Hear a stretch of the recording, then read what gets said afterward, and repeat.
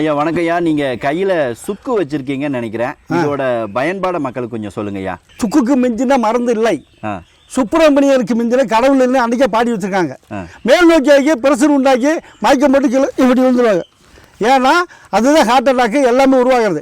அதனால அப்பேற்பட்ட நம்ம உடம்புல இருக்கிற ரத்தத்தை சுத்தி பண்ணி உடம்புல இருக்கிற அஜீரத்தை நீக்கி நமக்கு உணவு பாதையெல்லாம் சுத்தம் பண்ணது மட்டும் இல்லை, நம்ம வாயு தசவத வாயுக்களும் சரி பண்ணி நமக்கு நன்மையை செய்து ரத்த ஓட்டத்தை சீராக்கக்கூடிய ஒரு அற்புதமான மருந்து சுக்கு. சுக்கு சுக்கு நேயர்களே, இந்த சுக்கு வந்து பெரும்பாலும் உடம்புல உள்ள வாயுக்களை நீக்கக்கூடியதுன்னு சொல்லியிருக்க ஏற்கனவே.